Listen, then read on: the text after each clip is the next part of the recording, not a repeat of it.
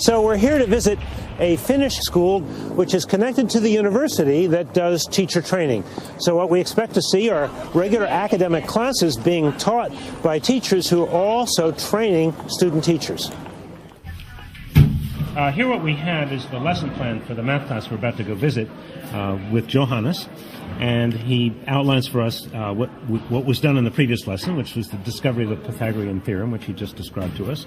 Now what we're going to apparently see is some oral calculation, proof of theorem, checking homework, how to calculate legs, that'll be interesting, written examples, individual practice, a short test of taught matter, and finally homework and self-evaluation. And it's a 75-minute class, so we're off to learn some math this morning. Mikä luku sopii x:n paikalle? X-potenssiin 2 on 64. This is a normal 8th grade math class, not tracked, not advanced. And yesterday this 8th grade class was discovering the Pythagorean theorem. So in some respects this is a fairly traditional class, teacher at the front of the room, kids facing the board. But one thing that's quite different is the fact that it's the kids doing the problems at the board, not the teacher. So that's the teacher's way of really trying to understand what these kids know and what they don't know. It's a dramatically better way of testing their thinking than just sort of collecting homework and grading it. Behind us, there are 7 student teachers who are observing this lesson as a part of their basic training. They are required to observe a large number of lessons, and not only just observe them, but then go back and in small groups critique and discuss those lessons. We have very little testing, perhaps, you know. Yes. We don't have practically any testing until the end of the high school. Yeah, the matriculation exam. Yes. The more relaxed atmosphere that characterizes classrooms now seems to facilitate and improve learning and student motivation. We try to all the time say that it's up to you that you learn. Yes. And this is good for your future and it's fun to learn. So what did students have to do? You wanted them to understand this theorem. You I just want them to explained it. discover the theorem. To discover it. Discover the theorem. Well, that's a really important distinction, isn't it? Yes. The emphasis is not so much on mechanical performance, but on using math in concrete situations and sort of understanding the math. Our school system is very much oriented toward this kind of understanding and reading, and also some problem solving and this kind of things. Teachers have always been revered in Finland. In the villages, they were the wise elders that people went to for advice and so on. But what is particularly striking about the Finnish story is how they have changed the nature of teaching. Teachers are no longer assembly line workers. Page 87 by October 5 in the textbook. They have become knowledge workers working collaboratively, thinking of their classroom as their laboratory for continuous innovation, trying to understand how to ensure that all students achieve at very, very high levels. I had a chance to visit some schools while I was in Finland. The Sippo school was especially interesting. We spent some time in elementary classes, but then we went over to the high school. Now, high school there is grades 10 through 12, and what is particularly interesting about what they call their upper secondary is that students have a choice between a more academic track or a vocational track. About 40%, 45% choose the non-academic technical track, because they know that's going to prepare them for a good job right out of high school. There's a respect and a dignity about all work in Finland, and what matters most is the skillfulness and intelligence you bring to whatever job you may have. A long time ago I went to the technical university and I studied electrical engineering and electronics. And after that, I have been working at different companies for 30 years. I wanted to decrease the stress level because I was a technical director in a company, and this is how I did it. I started to teach something I have learned. One big finding was that experts don't know how people learn, because there are many different understandings. So I'm trying to understand how it really happens in practice. So, yeah. What I like in teaching is many things. This is demanding, a lot of challenges. You can see the results, You have long summer vacations. What else you need? In practice, all students here may also select courses from the academic side. It's possible also in the opposite way, even though not many are doing that. Directly after basic education, young Finns go to, about 45% go to vocational education and training. About 50% go to upper secondary general schools. The balance between vocational education and training sector and upper secondary general sector is very good for Finland, and we set a policy target a decade ago for us that we should actually have more balanced situation in Finland. Reasons behind it, there must be actually developments of vocational education and training sector. However, there isn't any dead ends nowadays. We have actually made our education system so flexible that actually you can continue studies after vocational education and training at universities, or you can actually come back to general education if you want to. So it's very open nowadays. How long have you been teaching here in the upper secondary? 26 years. Oh, just starting then?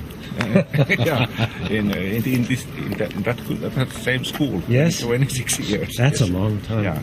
So have you seen much difference in the students? Are they different to teach now than when you started? I think students are almost the same, but relationship between students and teachers are better nowadays. In what ways?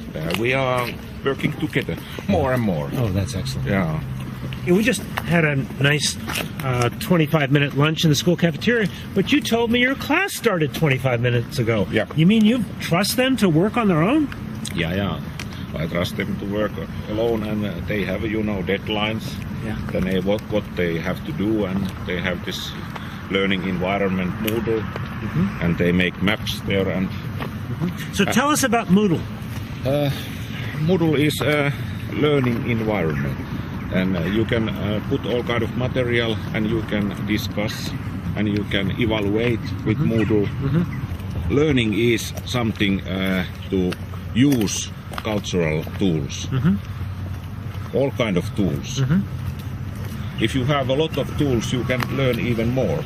And So it's like an online learning environment. it's online learning environment. Where they are sharing projects with one Sharing, another? yes. Everything where is shared, yes. Everything is shared. They're Yes. working on projects together Yeah. online. Yeah. You're giving them lectures online that they can access? No, not lectures. But you give them problems or challenges Yeah. that they have to solve. Yeah. So tell us a little bit about the class we're just going to go see.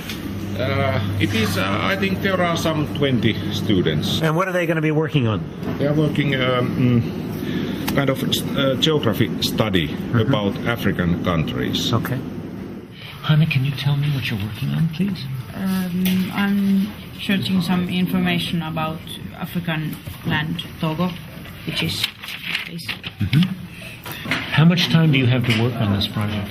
about 5 weeks. 5 weeks. Just to work on this project? Yes. And you're working alone for 5 weeks? Yeah, Is that hard? well, I don't think so. It's actually, I kind of enjoy this. I think this is quite fun.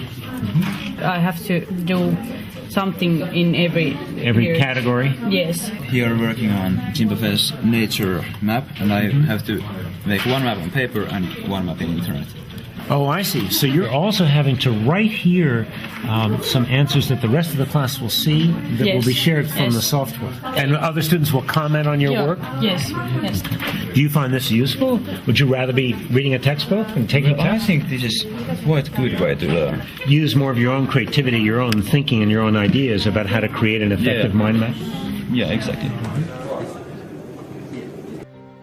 Can you tell me about the balance between what is done nationally versus what is done locally? Nowadays, Finnish state and actually Finnish National Board of Education sets core curriculum for basic education. It gives much leeway to schools and municipalities to operate. It's also blessedly brief, isn't it? I mean, your curriculum frameworks are about this thick, aren't they? It's about that. Which is really extraordinary when I think about our textbooks. That's true. In our society, we have a core curriculum, and then schools make their own curriculums, and they have lots of liberty in making their own decisions.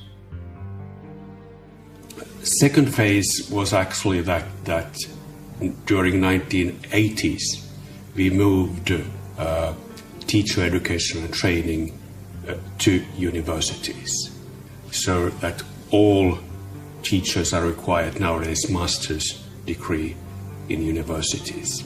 We do not have any kind of an inspectorate. You know, there are no inspecting schools or teachers. We kind of trust to our system. You know, we have a whole system where principals are supposed to come in and formally evaluate the teacher. But you don't do that here, do you? In Finland, the school's education system is based on trust. That the teachers are trusted to do their work properly. If people are trusted, then they want to be worth that trust. They are more bound to be trustworthy. I think people perform better when they are trusted. They do a better job when they are not controlled, because nobody wants to be told what to do. So there is a huge trust to all levels in this educational system we have. Ministry trusts on the schools and this system, and parents trust on our educational system that allows you to act freely, concentrate on your individual way of learning how to learn. Actually, it took 25 years to learn how to trust. And in 1991, 1993, when we localized the curriculum process I told you previously, we learned to trust each other. I think if people are always checking up on you, then you are just trying to show them that, or try to look that you are doing your job well. But if somebody really trusts you, then I think it's a basic human quality, wanting to be worth that trust. A compliance-based system, you know, is something we see around us all the time, where students are saying, what do I have to do to get a C or a B? What's the minimum? Teachers sometimes complying with the district mandates, districts complying with the testing requirements, everybody trying to figure out what's the minimum they have to do to just get by. So far, the trust has been very important. And I would like to say that why we can have trust is that we have trained and educated teachers so well. We can trust them. They are professionals in their field. And otherwise, we couldn't work, actually. If we set too strict guidelines for teachers and they are highly trained, why to bother? It's up to teachers to do their job. But trust is incorporated in many ways in Finnish society. You know, I've seen some wonderful schools in this country. Almost all of them were small. Almost all of them were startups in the sense that they were new, small schools within schools, schools of choice or charter schools. And almost all of them were based on trust. So there's no question in my mind that a trust-based system, trust with professionalism, can get absolutely better results. The question is, can we do trust at scale? I think it's a necessary experiment. We have to find out, because the compliance system at scale is simply a spiral downhill.